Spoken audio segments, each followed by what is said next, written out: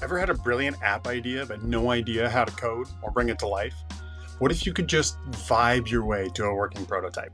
Today, we're putting two cutting-edge AI-powered development approaches to the test. We're going to build a smart book catalog manager, complete with AI-driven image recognition, first using Google Gemini's chat interface with the Canvas feature, and then we'll tackle the exact same challenge with Google's Firebase Studio. Which platform will deliver the goods, and what bumps will we hit along the way? Let's find out. All right, so you start by going to gemini.google.com. Be sure to change the model over to 2.5 Pro. Be sure to also enable the Canvas tool. And here's our prompt. Please build an app for managing a personal catalog of books. The key feature of the app should be that it allows the user to upload a photo of one or more books, cover or spine, and the app will automatically add the books and the picture to the user's database of books. There should also be a feature that allows the user to then filter their book database based on theme or author. All right, we're going to give it a little while to think. Usually takes a bit longer with coding projects than it does with just your usual chat response, so be patient. It's going to start building out our project, and we're waiting for the preview button to no longer be grayed out. In the meantime, I like to read through the chat response since it usually gives me a good idea of what to expect when it's done, and this is also how I get better at prompting. And here's our preview. Wow, I'm really impressed.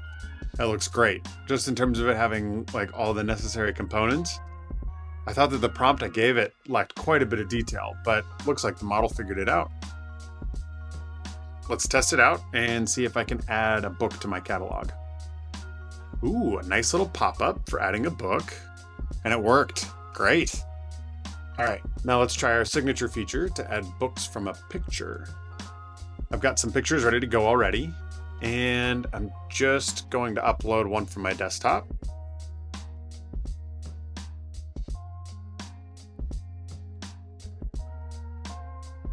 What? It worked! I'm really surprised. All right, let's see how well the model actually did at identifying the books in the photo. Wow, look at that. It did great.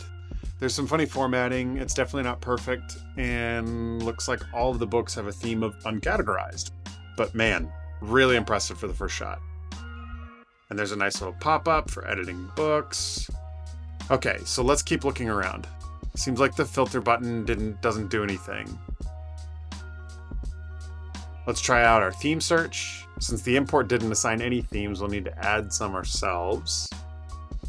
And it works. I'm really curious about the code, so I'm going to glance at it a bit here. And there it is. Looks like they've included a Gemini API key as an environment variable within the canvas itself, which is how it can use that tool. What a nice touch. And now I'm super curious about this little button. Add Gemini features. Let's see what happens. Okay, that started something. Oh, interesting. It's going to add a suggest theme feature. That's pretty cool. And a get book insights feature. Nice. And a custom delete confirmation modal. Okay, didn't ask for that, but sure, doesn't sound like it'll hurt. All right, it's done updating. So let's get some data back in here so we can test the new features. Let's try out this theme suggestion feature. And nice, it works. And it's pretty quick as well. Filter button still doesn't do anything. Let's try uploading books with an image again. All right, looks like it was able to add the books from the image. Let's click on our new little light bulb icon and see what happens. Uh-oh, something went wrong. I'm curious. I'm going to take a look at the console, which is where web apps usually spit out all kinds of information about what they're trying to do, error messages, things like that. Oh man, that's a pretty lengthy error message. Way more than I care to go through. Let's just let Gemini do the work and click on fix error. And something to note here, which I think is a real important issue to call out, particularly when you're working with a canvas, is that we updated the code and now all the data that we had entered previously is gone. This is almost universally true at the moment with these kinds of tools. The data is not persistent, which means it just disappears every time you make a change to the code or close the browser or anything like that. So the Canvas tool is great for making little tools like calculators or formatters or things like that, which don't require you to store data beyond the one session. Uh-oh, I'm a little worried we may have locked things up. Let's try hitting fix error again.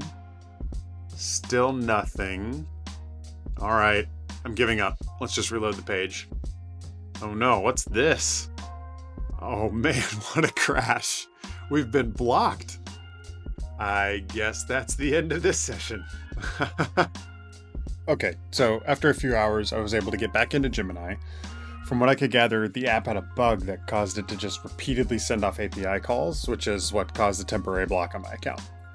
Anyways, it cleared up on its own, and now that I'm back in, I just wanted to quickly show you how to share an app you build in Canvas with others. The first option is to use this share button. Note that it does say that it will save data across sessions and devices, and I have found that to be generally true, but I'm not sure just how much I would trust that with any data that you actually can't lose.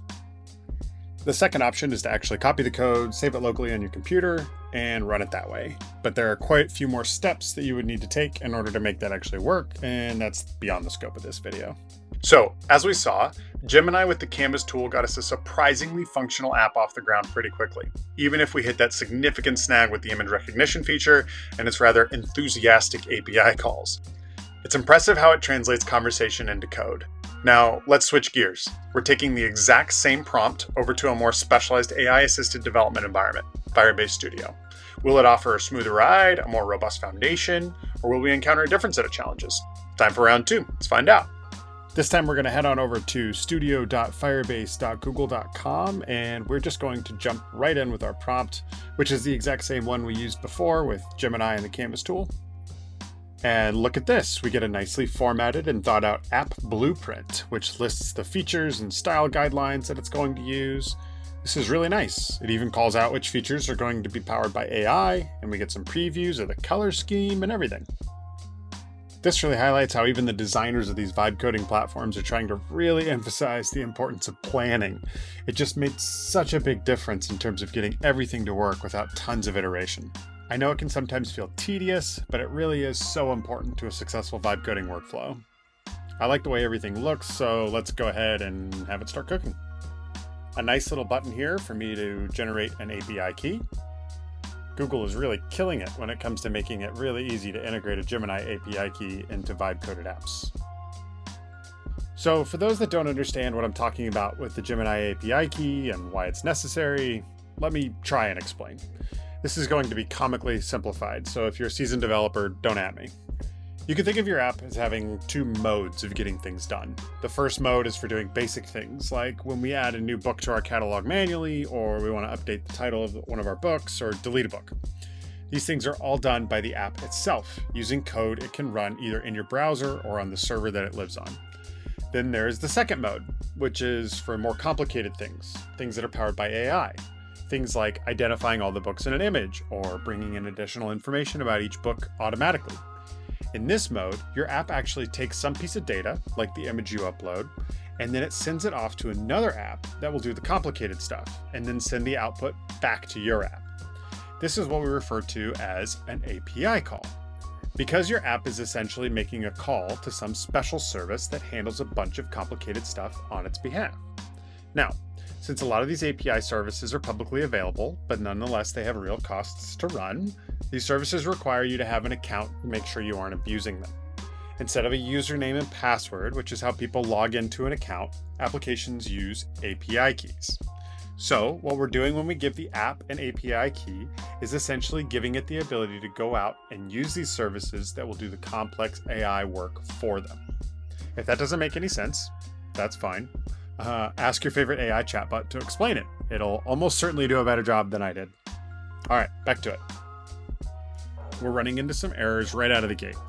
This is where a lot of new vibe coders turn and run, but there's no need. Super simple. Just click on Fix Errors and keep moving. And here we go. First draft is ready. Already, I have to say that it looks so much better than the Canvas version. A nice pop-up for entering new books.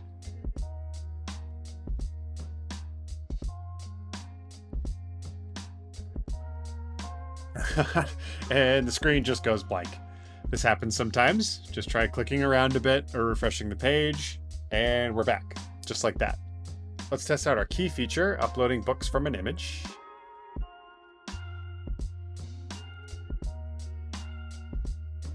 Uh-oh, running into some errors. I think I see something in there about hitting rate limits. We'll get back to that. First, let's see what actually got imported. It looks like nearly everything made it in. That's great. Okay, now let's hit fix error and see if it can dive a bit deeper into what those messages are all about. And based on the chat output here, it seems we've confirmed that it is a rate limit issue. So this comes back to what we were talking about with API keys. Essentially, our app is trying to make too many API calls too quickly, which is actually a similar issue we ran into with Gemini and Canvas, although I think that was a bug and this is the intended design. A bad design, but intentional. I'm reading through the chat now and see that the Firebase Studio's plan is to implement a delay between each call. So now for uploading a bunch of books, it's going to wait 4 seconds in between adding each one so that we're not making a bunch of calls back to back. That might solve the problem, but seems kind of hacky. Let's try it. Okay, so we're not getting the rate limit errors now, but unfortunately it locks up our app while it's processing. That's not fun. Let's see how else we could fix this. So we'll just enter a message into the chat, tell it that we don't want the app to lock up while it's processing the upload. And now we're back to rate limit errors. I'm actually going to work on a couple of other things and we'll come back to that while I think about this. I noticed that all of the books are coming in without authors, so we'll ask it to fix that.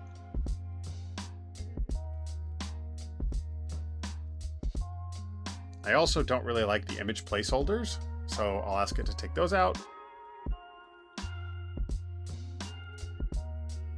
All right, we got the user uploaded image removed, but now it put a graphic in its place.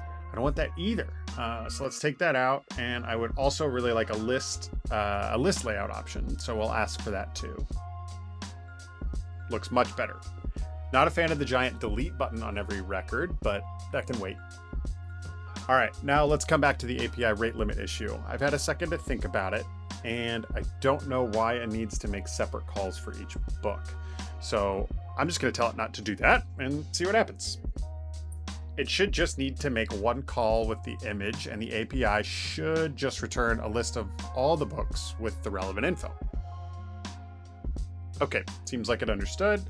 Let's test it out. And great, that did it. We got 16 book uploads, and now each one has a short description. The authors are mostly there. Awesome. All right, I should probably stop here since this is comparable to what we made with Gemini and Canvas, but I'm feeling a bit optimistic. So let's see if it can add a feature that uses AI to identify 3 to 4 books in our catalog that share a common theme and could be read together. All right, we've got a new button and it returns an error message. Looks like we would need to add some more books. I guess that makes sense. We'll leave it alone for now. And there we have it. 2 distinct journeys to creating our AI-powered book catalog manager, each with its own wow moments and whoops moments. With Gemini and Canvas, we experienced the thrill of near-instant app generation. It was like watching magic as our chat prompt transformed into a tangible UI. The upside? Incredible speed from idea to initial interface. The downside? We saw how long a bug in an AI feature could lead to a cascade of API calls, a stark reminder that even powerful AI needs careful handling. It truly felt like a direct conversational coding partner. Then came Firebase Studio. This platform offered a more structured, almost architectural approach, starting with that detailed app blueprint. It gave a clear upfront understanding of features, especially those powered by AI. Interestingly, we still hit an API-related hurdle, but it felt more like built-in limitation or rate throttling. Bad design, but intentional, as I put it, rather than an unexpected bug. This suggests a more controlled, if sometimes restrictive, environment. So, what's the verdict? Both Gemini with Canvas and Firebase Studio are undeniably powerful tools that are revolutionizing how we can approach app development. Gemini and Canvas shines for rapid prototyping and a fluid chat-driven workflow. Firebase Studio seems to offer a more scaffolded, predictable path, especially for projects leaning heavily on Firebase services. The key takeaway is that while AI can massively accelerate development, understanding the underlying mechanics, like those API calls, is still crucial. And a little patience for troubleshooting definitely goes a long way. Which tool would you choose for your next project? Let me know in the comments below. Thanks for watching, and happy vibing.